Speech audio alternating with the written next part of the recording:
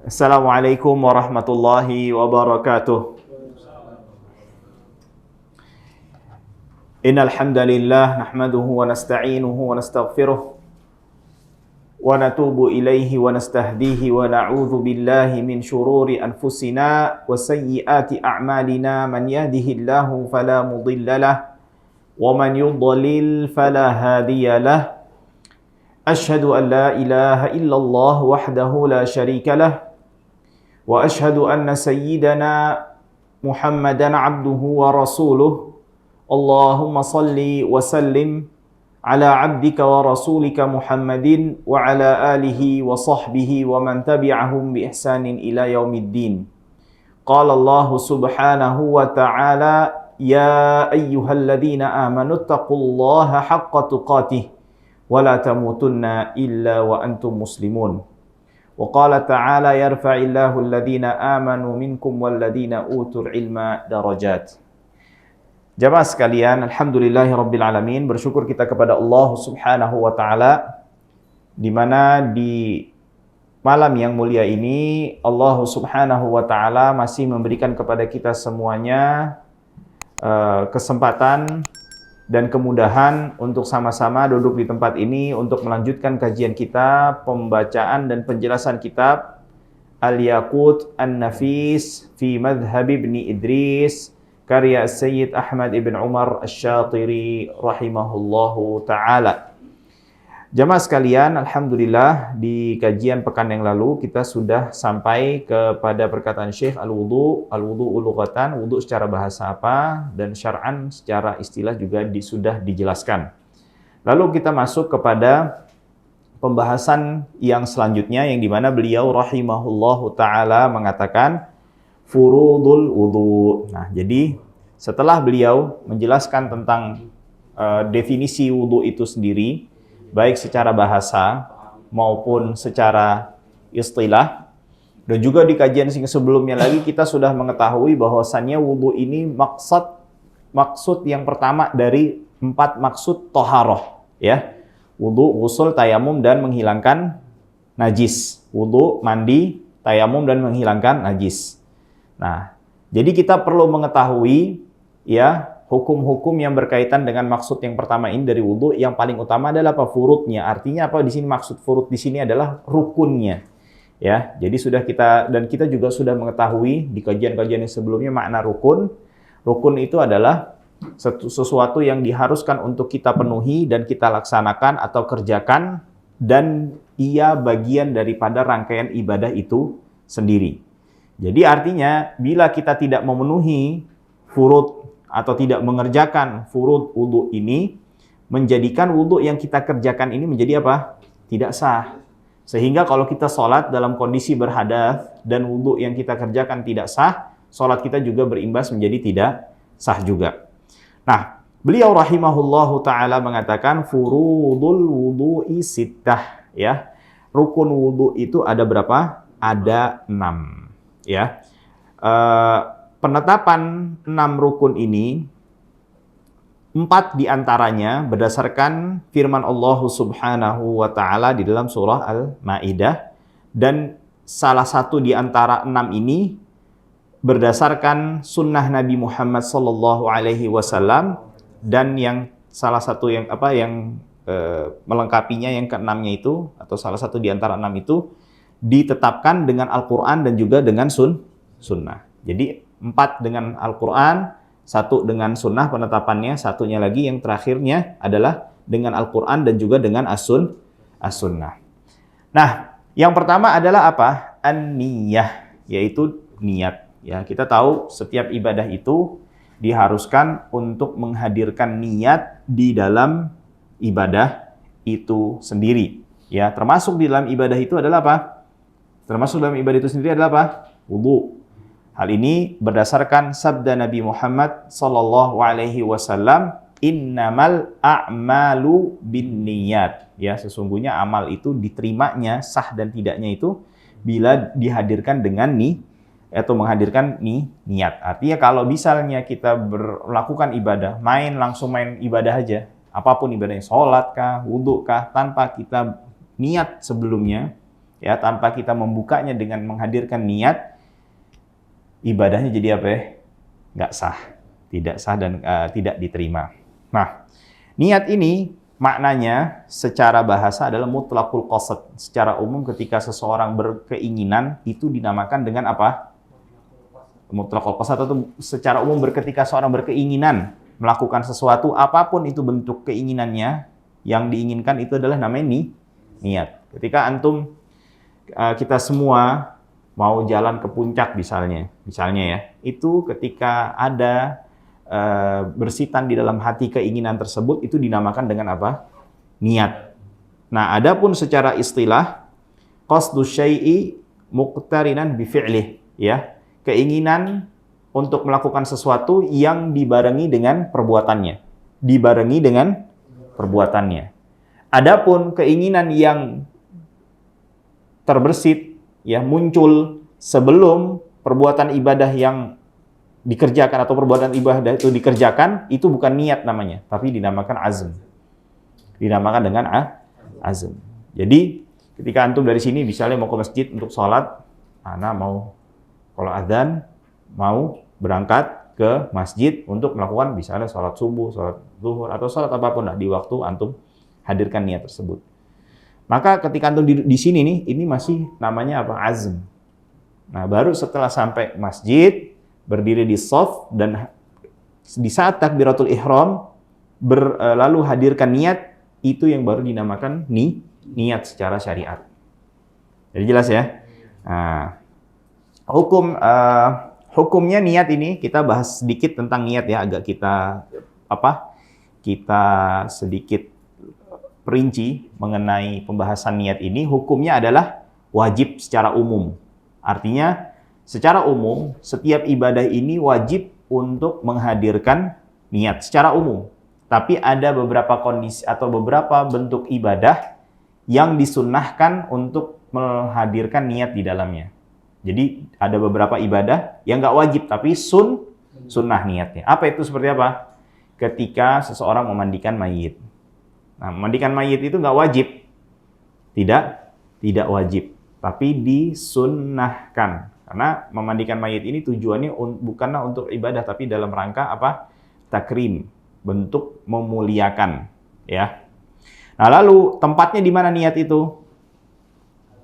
Di hati, ya. Di hati. Akan tetapi yustahabbu, disukai untuk mengucapkannya, bukan diwajibkan, ya. Betul, di dalam madhab Syafi'i ada satu ulama dari kalangan Syafi'iyah yang bernama Abu Abdillah Az-Zubairi. Beliau mengatakan mengucapkan niat itu hukumnya wajib. Mengucapkan niatnya loh ya. Itu wajib. Tapi pendapat ini dinilai syadz oleh Imam Nawawi dan para ulama Syafi'iyah yang lainnya. Artinya udah nih pendapat ini ya udahlah, cuman diriwayatin aja. Tapi untuk diperhitungkan di dalam khilafiyah itu nggak diperhitungkan. Kurang lebih seperti itu. Nah, mengapa disukai? Ya, dikarenakan kita ini sering apa? Ghaflah. Betul ya? Ghaflah itu apa ya? Lalai. Nah, betul nggak? Yakin nggak? Kayaknya anak yang sering lalai deh. Kalau antum, Masya Allah. Insya Allah doa kan, ya. Nah, jadi kalau orang-orang kayak anak gini nih, ya, harus sering ngingetin diri sendiri. Betul ya? Supaya ketika masuk sholat ini takbir, adanya niat. Ya, ngingetinnya dengan apa? Dengan mengucapkannya. Supaya itu ibaratnya, jadi mengucapkan niat ini bukan niat itu sendiri. Tapi mengucapkan niat itu dalam rangka mengingatkan hati. Memantapkan hati untuk niat. Ya. Nah, juga Imam Asy-Syafi'i sebagaimana yang diriwayatkan pun diriwayatkan dari Imam Syafi'i sendiri pun juga beliau mengucapkan niat sebelum beliau memulai sholatnya. Ya. Imam Syafi'i sendiri pun mengucapkan niat. Nah, zamannya, waktunya kapan niat itu? Di awal permulaan atau dimulainya ibadah. Nah, kalau sholat di mana? Takbiratul ihram. Kalau wudu kapan? mencuci wajah. Karena itu rukun yang pertama setelah niat. Nah, ini kalau kita bicara yang wajib ya. Tentu sebelumnya kan di wudu ini ada apa? Mencuci tangan, kumur-kumur. Itu tapi hukumnya sifatnya apa? Kedua gerakan itu sunnah. Nah, jadi keduanya itu dihadirkan niat sunnah. Sedangkan yang wajib, niat wajibnya kapan? Berbarengan dengan mencuci wajah. Nah, kaifiatnya, bentuknya bagaimana cara niat itu? Berbeda, tentu berbeda-beda dari satu ibadah dengan ibadah yang lain. Nanti kita akan ketahui, insya Allah. Lalu syarat orang bisa niat ini perlu diperhatikan, ya. Perlu diperhatikan syaratnya supaya niat itu sendiri sah, ya. Itu ada berapa? Ada 5. Yang pertama adalah Islam. Orang yang niat itu harus orang Islam, ya. Lalu at-tamyiz, orang yang niat itu udah mumayyiz. Jadi kalau orang gila, atau anak kecil yang masih belum mumayyiz, tidak sah, ya. Al-ilmu bil manwi, dia punya pengetahuan ilmu tentang hal yang dia niatkan. Jadi tentang sholatnya, dia niat mau sholat, dia punya ilmu tentang sholat. Ya, yang ketiga ini. Yang keempat, harus dengan tegas, jadi nggak ragu-ragu, nggak gamang. Ini niat apa ya? Niat ini apa niat itu? Betul ya? Nah, jadi kadang-kadang niat sunnah apa niat wajib ya? Dia harus tegas, tentukan niat yang mana, ini rukun atau syarat yang ketiga, ya.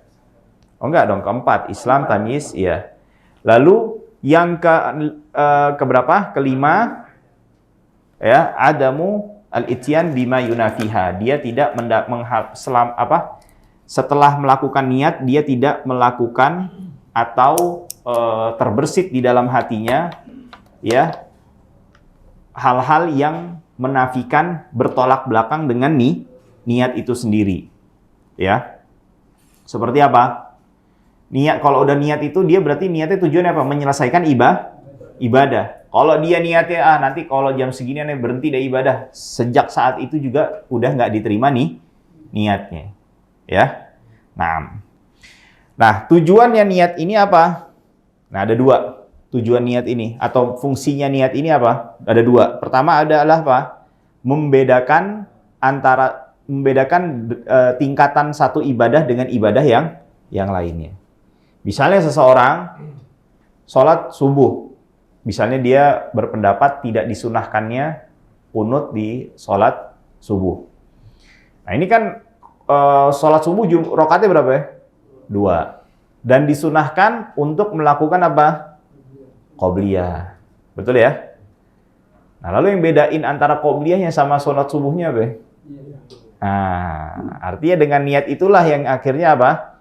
Membedakan tingkatan satu ibadah dengan ibadah yang lainnya.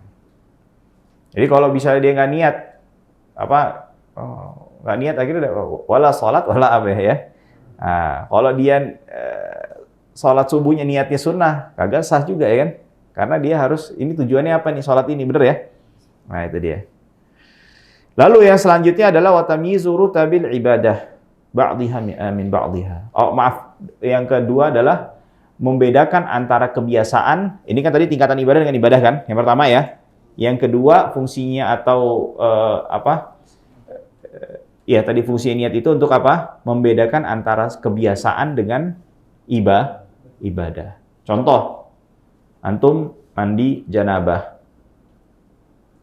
Kita sehari mandi berapa kali? 2. Ada yang nggak mandinya seminggu sekali di sini?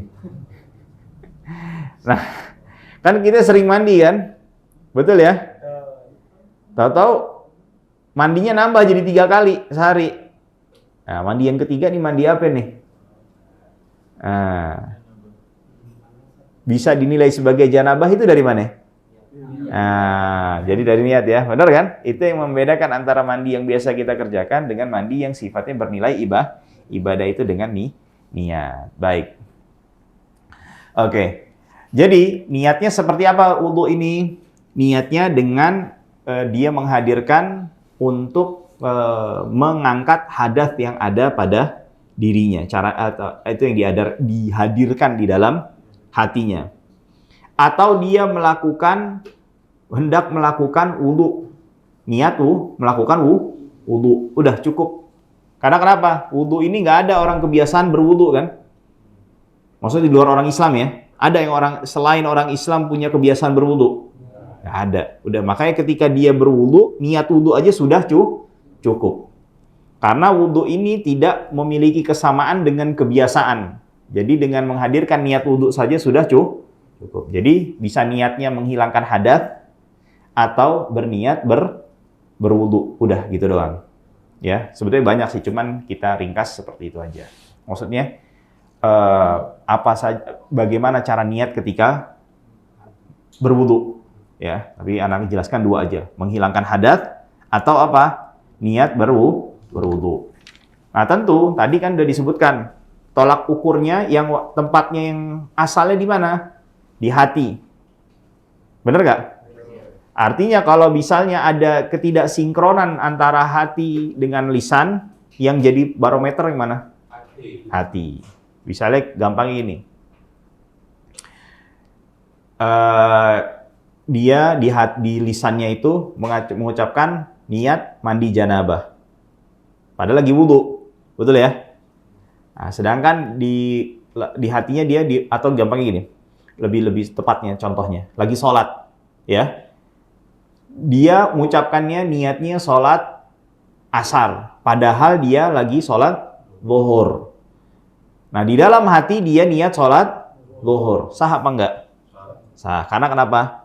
Yang hatinya benar. Kalau misalnya kebalikannya, dia mengucapkannya sholat zuhur, tapi di hatinya dia niat sholat asar. Sah apa enggak sholatnya? Enggak. Karena barometernya di mana? Yang ada di hati. Baik. Lalu yang selanjutnya, rukun yang keberapa? Yang kedua. Alhamdulillah, masih pada ngikutin nih. Kalau nggak ada yang jawab, udah pada nggak ngikutin, udah pada ngantuk. Wathani, ghaslul wajhi, mencuci wajah. Nah, hal ini berdasarkan firman Allah Subhanahu wa taala, faghsilu wujuhakum, dan cucilah wajah-wajah kalian. Artinya kita diperintahkan di dalam surat Al-Maidah ayat 6 ini, perintah yang pertama itu adalah apa? Faghsilu wujuhakum, mencuci wajah. Nah, kalau yang pertama kan niat itu berdasarkan apa? Hadis Nabi Muhammad sallallahu alaihi wasallam. Lalu yang ini masuk rukun yang ditetapkan dengan Al-Qur'an. Faghsilu wujuhakum. Nah, sekarang pertanyaannya, yang dinamakan wajah itu mana sih? Ya. Jangan disangka wajah ini akhirnya nyuci ini sah nggak? Enggak. Ya. Jadi wajah itu dari, kalau misalnya kita buka nih, dari tempat umumnya rambut mulai tumbuh. Yang umum ya. Bukan yang di luar keumuman. Di luar keumuman tuh gimana? Saking lebatnya ada di sini. Ya. Atau yang sudah mulai mengalami apa itu, penggundulan hutan namanya? Erosi, ya. Dia udah mulai mundur. Artinya wajahnya bukan di sini. Baik yang kelebihan tempat munculnya awalnya rambut bukan berarti di sini, tapi tolak ukurnya adalah keumuman orang. Ya. Keumuman orang biasanya munculnya rambutnya dari mana? Ya udah, kalau di sini berarti dari sini mulainya. Ini permulaan untuk yang apa, panjangnya. Lalu sampai mana dari sini? Dari ujung tempat permulaan tumbuhnya rambut sampai di ujung dagu. Nah, di ujung dagu. Lalu lebarnya dari mana? Nih, kuping, ya. Apa nih? Jendolannya nih, yang nonjol sampai yang nonjolnya. Nah, ini hati-hati nih. Ini di sini bagian sini nih, yang putih nih, ya. Antara inian kupingnya sama kalau ada jambangnya nih, itu juga harus dibasuh. Jangan sampai nggak kena. Jelas ya? Maka dari itu para ulama menjelaskan ya, Kalau mencuci wajah itu dilebihin. Dia apa? Dilebihin. Artinya jangan ngepas banget. Gini, enggak. Tapi sampai ke rambut. Ketika lebarnya sampai kena kuping. Supaya apa? Meyakinkan bahwasannya seluruh bagian wajah ini telah terkena air. Jelas ya? Nah, yang wajib dicuci itu apa bagiannya? Apa saja yang wajib untuk dicuci? Ya. Ini rambut dengan permukaan kulit. Rambut dengan permukaan kulit. Itu bila rambutnya tumbuh di area wajah. Ya. Kenapa? Nasiyah enggak masuk. Hah? Ya. Kan mulai permulaan biasanya, nasiyah. Salah lah. Hah? Nah, ini orang ya. Ini matanya begini. Gitu deh. Ya. Nah. Ini telinga. Betul ya? Nah, biasanya ini kan rambut ada di sini nih. Nah. Ini kurang lebih ya. Jangan diledekin gambarnya nih. Iya. Nah, ini biasanya begini ya, benar nggak? Nah, terus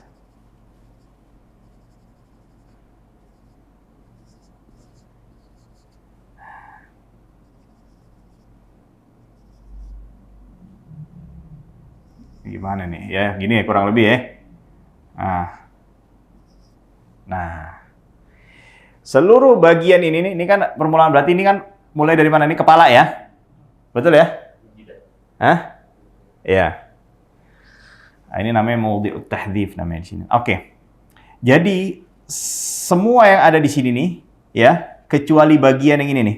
Ini nggak ada yang biru, nggak ada yang ini ya. Bagian ini nih, ya, yang di dagunya nih, apa di rahang ya. Sama ini nih, ya, yang di rahang itu bukan bagian wajah. Bukan bagian wajah. Jelas ya? Ini nih yang di sini nih, nih, di bagian rahang. Bukan yang di pipi. Lain ya, yang di rahang itu bukan dari bagian wajah.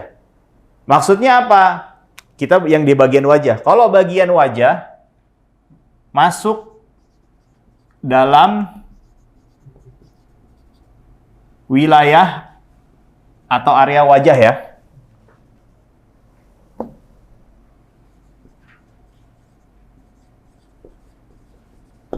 Yang area wajah wajibnya apa?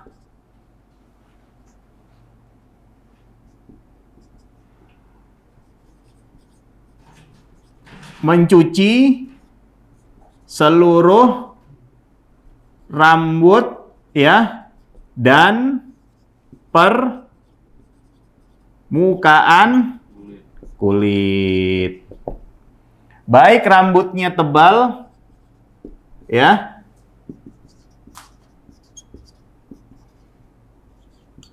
atau tipis. Jadi kalau di bagian wajah rambutnya tebal maupun tipis, wajib harus semua permukaan kulitnya berikut dengan rambut-rambut tersebut teraliri air. Adapun di luar wajah, ya, di luar area wajah. Oh, ini ada yang kurang nih. Iya.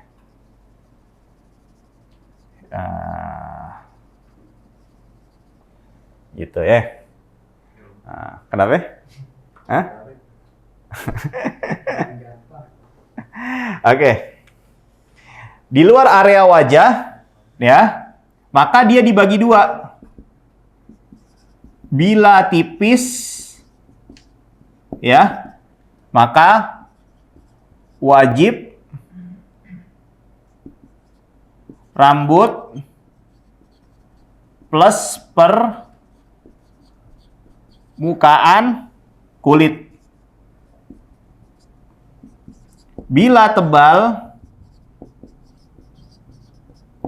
apa? Bagian luar rambutnya saja. Bagian luar. Ini kita bicara apa? Yang wajib loh ya.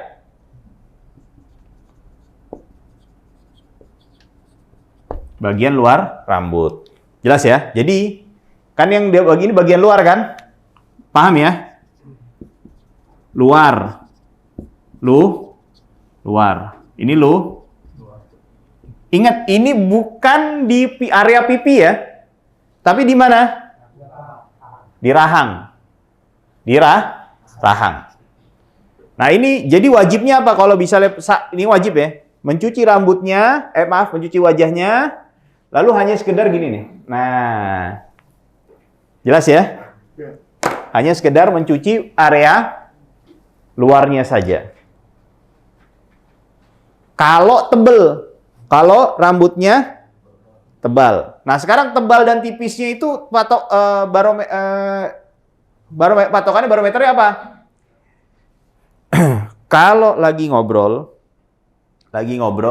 dia tidak terlihat kulit wajahnya, berarti tebal. Kalau kelihatan, berarti dia tipis. Jelas ya? Nah, kalau misalnya, berarti kalau tipis apa? Di dalam area wajah, di luar wajah, bila tipis wajib rambut dan permukaan kulit. Kalau di luar wajah ya. Kalau dia tebal, yang wajibnya apa? Bagian luar rambutnya saja. Nah, makanya disunnahkan kalau tebal, disunnahkan dia ambil air lagi, lalu dia sela-sela seperti ini. Ya. Nah, supaya apa? Bagian dalamnya juga terkena air, ya. Baik.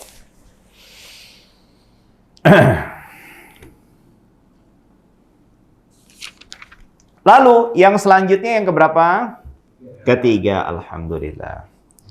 Ghaslul yadaini ma'al mirfaqaini. Hal ini berdasarkan firman Allah Subhanahu wa taala, wa aydiyakum ilal marafiq. Dan cucilah tangan-tangan kalian sampai kemana? Ke siku kalian. Dan juga berdasarkan sebuah hadis yang dikeluarkan oleh Imam Muslim, di mana ketika Abu Hurairah menjelaskan atau mencontohkan sifat wudunya Nabi Muhammad atau menjelaskan sifat wudu Nabi Muhammad sallallahu alaihi wasallam, faghasala yadahu al-yumna hatta ashra'a fil adud. Dan beliau sallallahu alaihi wasallam mencuci tangan kanannya sampai masuk ke bagian ininya nih, apa? Bukan, apa, bicep ya kalau orang fitness bilangnya ya. Ya, bicepnya. Nah, sampai masuk situ beliau sallallahu alaihi wasallam, dan tsumma yusra hatta asyra fil adud, dan juga begitu juga di mana? Di kaki, di tangan kirinya. Nah, bila artinya yang wajib di mana? Dari ujung sini ya, dari ujung jari jemari sampai mana? Sampai siku, ya. Siku di sini mencakup, kan siku ini adalah pertemuan antara bagian ini sama bagian ini. Jadi ada 3 tulang ya kan? Di samping kiri kanan ada, dan di tengah. Betul ya? Nah, kesemua ini harus apa? Harus terkena air. Harus terkena apa? Air. Jadi jangan sampai ininya kena, ininya tidak kena. Nah, bisa dipahami ya? Nah, kalau misalnya ada orang yang terputus tangannya, tapi masih tersisa siku, ya udah dia cuci aja tuh sikunya. Kalau misalnya terputusnya dari sikunya, dia cuci ujungnya aja. Karena kenapa?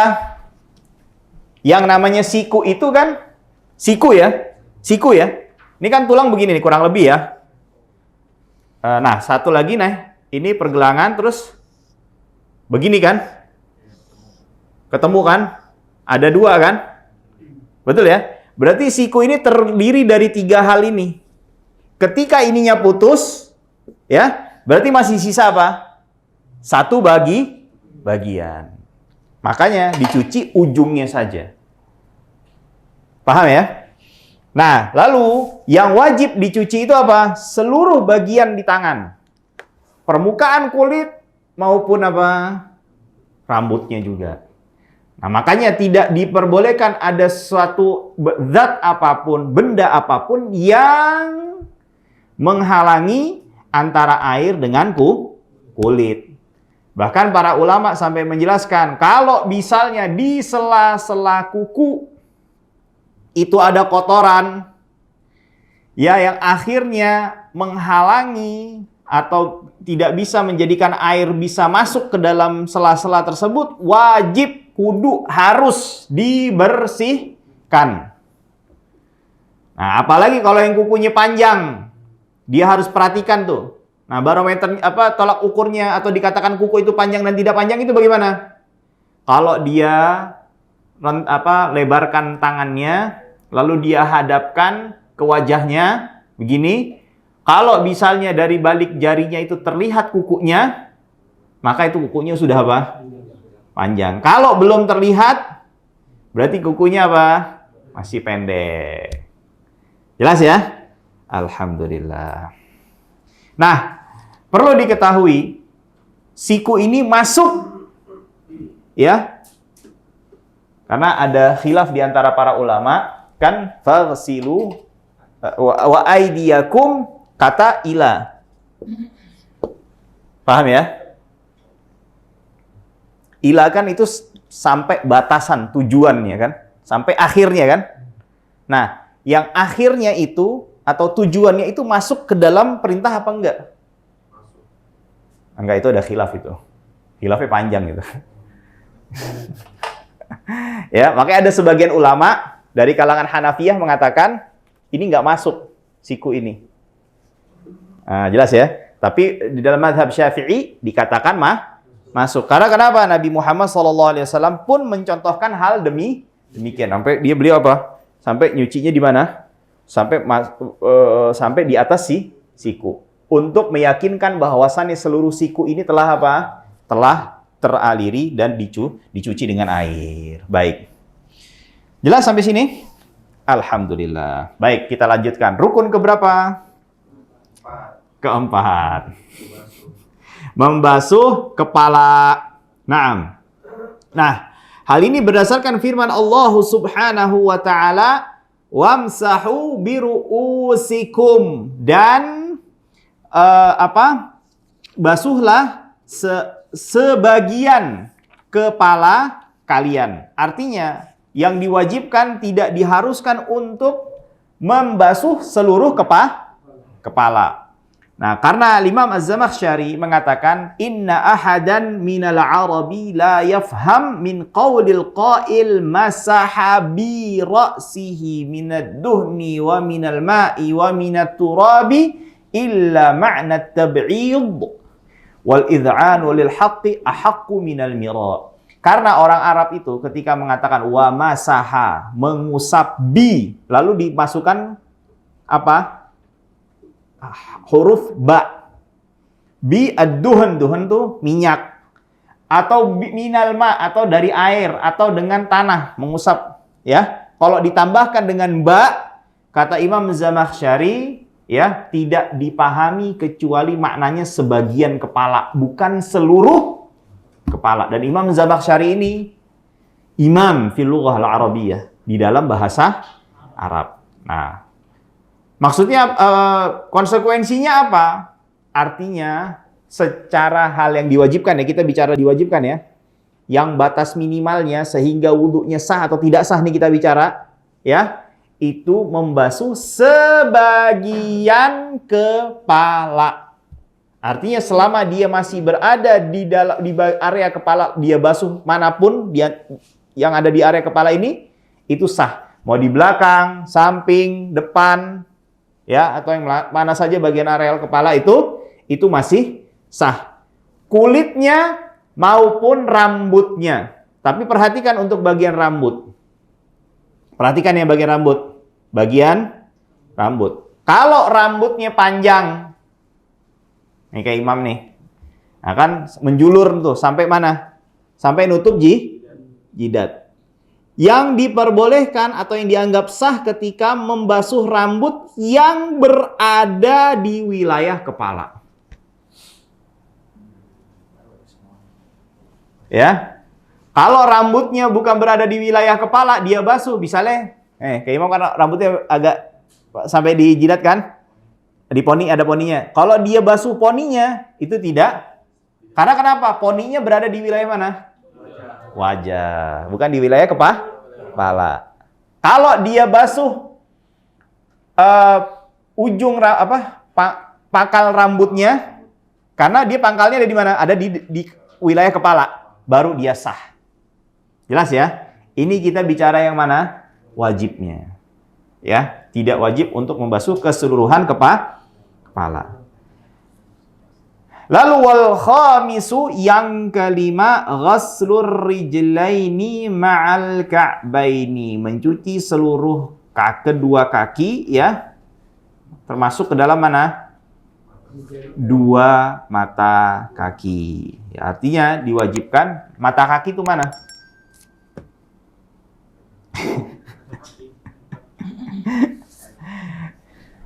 Karena begini, kan kaki ini kurang lebih ya. Kurang lebih ya, ini ada gini ya. Nah, ini kadang suka ada ini ya. Nah, di sini juga ada jendolan nih, kadang-kadang suka ada di manusia ya. Hah? Siapa tuh? Aneh. Nah, mata kaki itu di sini nih, sorry, maaf. Nah, ini yang disebut area apa? Al-Ka'b. Atau bahasa Indonesianya apa? Mata bukan yang ini nih.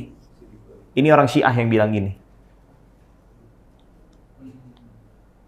Ya. Karena kenapa Allah Subhanahu wa taala mengatakan wamsahu biruusikum wal ka'bain, dua mata kaki. Artinya manusia itu punya cuma dua mata kaki. Kalau di sini berarti punya berapa? 4, bagian luar, bagian dalam, bagian. Maksudnya setiap kaki memiliki dua mata kaki. Bukan jumlah total manusia mata kakinya cuma dua, nggak begitu. Jelas ya? Makanya orang Syiah itu ketika kaki dia nggak mencuci kaki, tapi apa? Membasuh. Jelas ya? Nah, itu jadi untuk mengetahui di antara mengidentifikasi seorang itu Syiah atau bukan, lihat dari wudunya juga. Kalau dia pas kaki dia apa? Diusap di bagian atasnya doang. Punggung ini kan? Iya, punggungnya. Berarti dia Syiah. nanti habis ya. Oke, baik. Jelas ya? Nah, artinya wajib diharuskan untuk mencuci sampai mana? Sampai mata kaki. Berikut juga dengan apa tuh? Tumit. Nah, ini Rasul sallallahu alaihi wasallam sampai menyebut secara khusus wailul lil aqabi minan nar. Celakalah tumit-tumit yang berada di neraka. Karena kenapa? Dia nggak sempat ke cuci di sini, tidak terkena aliran airnya. Nah, jadi dicuci nih semuanya. Malah para sahabat itu atau di antara sahabat ada yang sampai di tengah betis dia nyucinya. Di tengah betis. Ya, tetap kita kalau wajibnya mencucinya juga harus dilebihkan agar apa? Meyakinkan bahwasannya setiap bagian yang ada di kaki ini teraliri air. Baik. Yang keenam, at-tartib. At-tartib, berurutan. Artinya diharuskan, maksudnya tartib fil maghsulat wal mamsuhat, dalam hal mencuci dan mengusap. Ya. Kalau niat ini kan dibarengin. Ya kan? Dibarengin dengan apa? Dengan wajah.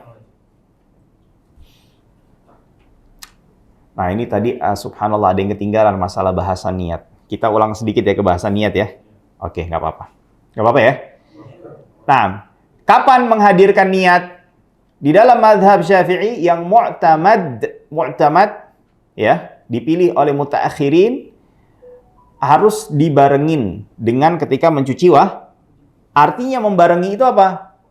Di bagian manapun dari wajah itu udah cukup. Misalnya kan mulainya dari atas nih, mengusapnya kan, lalu menghadirkan niatnya di saat di tengah-tengah, itu sudah dikategorikan sebagai apa? Niat. Sebagai apa? Walaupun Imam Syafi'inya sendiri, Imam Syafi'inya pendapatnya nggak begitu. Muqaranah haqiqiyah. Harus jadi begitu mulai pertama kena aliran air sini, harus udah niat. Kalau nggak sah niatnya. Enggak, jadi ya. Jelas ya? Nah, tapi yang dipilih oleh ashabnya itu muqaranah urfiyah, artinya selama masih di wajah, bukan sebelum dan setelahnya ya. Bukan sebelum dan setelahnya, maka niatnya tetap dihitung. Artinya sah. Ya, bisa dipahami ya. Oke, baik. Kita masuk ke tartib lagi. Artinya diharuskan antara mencuci dan mengusap ini harus tartib, berurutan, tidak boleh apa? Didahulukan. Artinya nggak boleh nyuci kaki dulu, terus nyuci wajah, terus ngusap kepala, terus tangan, kebolak-balik. Ya, artinya wajah dulu, tangan sampai siku, mengusap sebagian wajah, baru mencuci apa? Kaki. Nah, itu yang disebut dengan namanya tartib. Tartib antara mencucian dengan mengusap, bukan niat. Karena niat harus dilakukan berbarengan dengan apa? Mencuci wajah. Bisa dipahami ya? Nah, tartib ini secara mayoritas dalam berwudu ini wajib. Ya, mengapa demikian? Karena Rasulullah SAW mengatakan, "Ibda'u bima bada'allahu bih." Mulailah sebagaimana Allah memulainya. Jadi kan ini ceritanya Rasulullah menyontohin pada saat sa'i. Sa'i mulainya dari mana?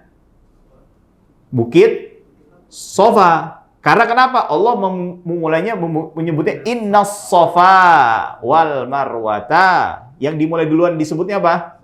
Sofa. Nah, Rasulullah memerintahkan, mulailah dari setiap yang apa Allah memulainya. Nah, wudu mulainya dari mana?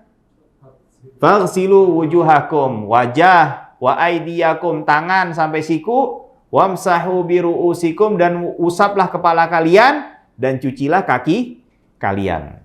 Nah, jadi ikutin apa yang Allah sebutkan. Karena Rasulullah memerintahkan demikian. Dan juga begini. Pendalilannya, itu kan dari sunnah kan? Dari sunnah. Nah, sekarang dari Al-Quran, dalilnya tartib itu mana? Allah subhanahu wa ta'ala dalam Al-Ma'idah, memulainya apa? Mencuci wajah. Lalu yang kedua apa? Mencuci tangan sampai ketiga apa? Mengusap keempat apa? Mencuci. Oke, mencuci kaki sampai.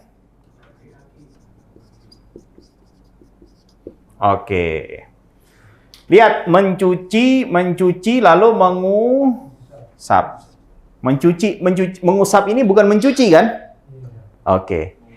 Kata Imam Syafi'i, ketika diselipkan mengusap di antara mencuci menunjukkan harus adanya tartib. Karena orang Arab itu nggak mau menyelipkan sesuatu yang bukan bagiannya, melainkan ada tujuannya. Paham ya? Nah, ini kan bukan bagian dari mencuci kan? Kok diselipin? Kata Imam Syafi'i menunjukkan bahwasannya harus dilakukan secara berurutan. Gitu. Oke. Nah, tartib itu tidak wajib dalam beberapa kondisi. Tidak wajib dalam beberapa, dua saja anak kasih tahu. Dua saja. Pertama, kalau lagi mandi janabah, dia nyebur ke kolam. Atau dia wudu di dalam kolam. Udah. Udah gitu aja langsung dia apa? Niat wudu. Udah itu dia nggak wajib untuk tartib. Walaupun sekilas saja. Celup dikit doang. Celup, langsung keluar lagi. Nah, itu langsung udah. Wudunya apa? Sah, sahih. Hah? Nah, lalu yang kedua adalah apa? Ketika mandi janabah dan di saat apa? Dia dialiri atau dituangkan air sekaligus ke seluruh tubuhnya dari atas. Diguyurin gitu ya. Kena guyuran air langsung sekaligus mencuci seluruh tubuhnya. Nah, itu ketika dia diguyuri, air itu mengguyuri badannya itu, lalu dia pasang niat, sah wudunya dan tidak perlu untuk apa? Tartib. Tidak perlu untuk apa?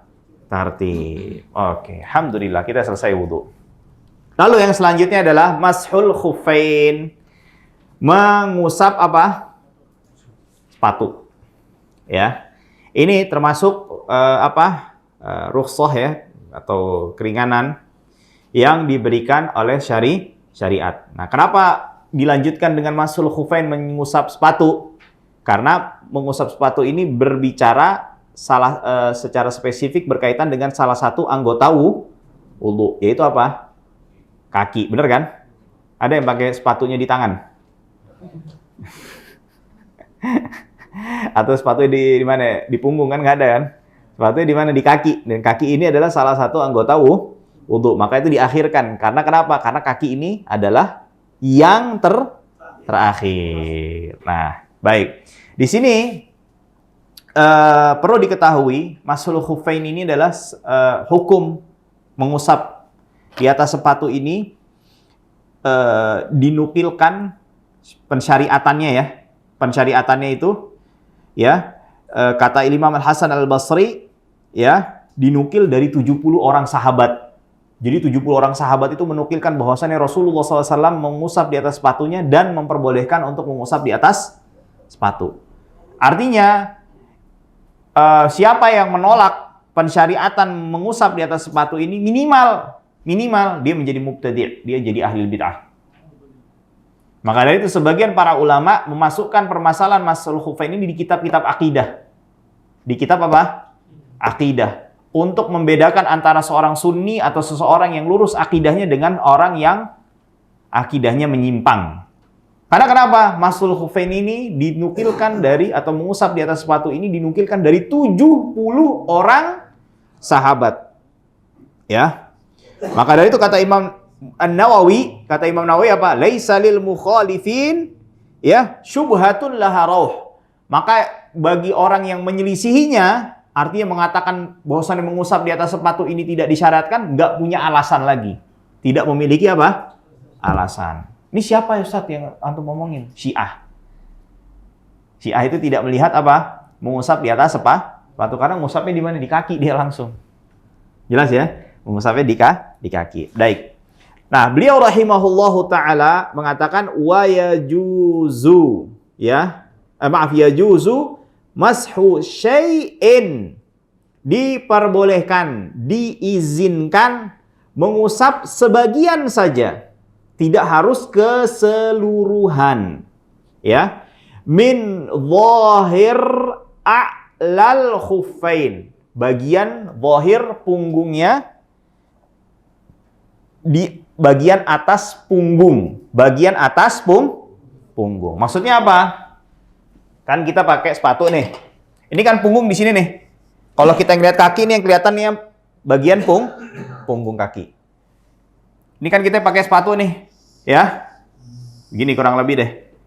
Nah, bukan bagian dalamnya, tapi bagian yang tampak luarnya. Dan yang dicuci apa? Diusapnya apa? Maksudnya nggak mesti harus. Misalnya kan kelihatan gini nih. Gimana ya gambarnya? Bingung aneh. Misalnya tidak harus semua bagian dari sini terusap semuanya.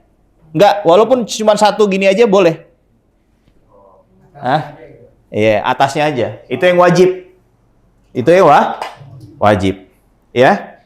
Badalan min ghaslir rijlaini fil wudu, sebagai pengganti mencuci kaki di wudu. Artinya kalau orang mandi janabah dia nggak boleh apa ya? Nggak boleh mengusap ke sepatunya. Karena dia pengganti wudu aja. Pengganti wudu. Atau misalnya di kakinya ada najis. Lalu dia cuman mencukupkan dengan mengusap nggak bisa. Karena mengusap sepatu hanya pengganti apa? Wudu.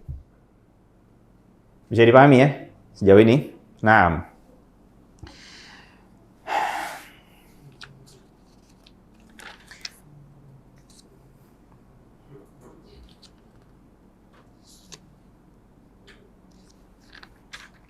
Nah, berapa lama ataukah adakah batasan waktu untuk mengusap sepatu ini? Ada.